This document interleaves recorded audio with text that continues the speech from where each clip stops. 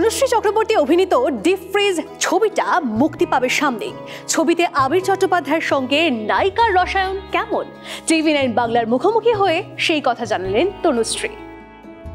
Deep fridge এটা প্রথম বোধহয় তোমার সঙ্গে যখন এর আগে ইন্টারভিউ করেছিলাম তখনই তুমি বলেছিলে যে এই ছবিটা খুব ভালো হয়েছে। মানে এখন কতটা স্যাটিসফাইড যখন এটা সত্যি সত্যি পুরস্কার পেলো? নিশ্চয়ই, মানে খুবই ভালো লাগছে এবং ছবিটা রিলিজ হতে চলেছে আর দর্শকের কাছে পৌঁছবে। এর থেকে বড় জিনিস কিছু হতে পারে না।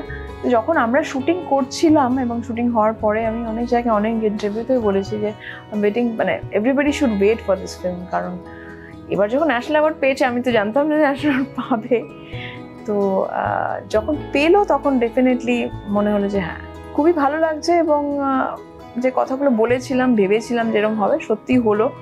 ফলে মানে অ্যাজ আ টিম আমি খুব খুশি।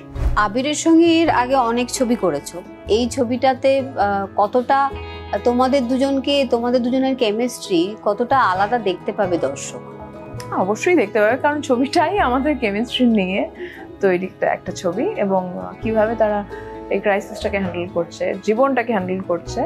একটা রাতের গল্প কিন্তু there are flashback, absolutely it's a performance based ছবি। ডিভোর্স এমন একটা বিষয় সত্যি আমাদের সমাজে, যদিও আমরা বলছি যে এখন সমাজে অনেক বেশি ডিভোর্সের সংখ্যা বেড়ে যাচ্ছে, কিন্তু এই যে সত্যি যদি কোনো সম্পর্ক থাকে সেই সম্পর্ক ভেঙে গেলেও হয়তো কিছু জিনিস থেকে যায়, তো সেটা দেখতে তুমি বলছো যে আরো বেশি অনেক লোকজন আসবে দেখতে এই বিষয়। ডিভোর্স হওয়ার পরেও কিছু জিনিস থেকে যায় বলতে বুঝিয়েছি যে জীবনটাকে চালাতে গেলে সত্যিটাকে অ্যাকসেপ্ট করা, যে এইভাবে আমরা অ্যাকসেপ্ট করে আমরা আলাদা হয়ে গেছি।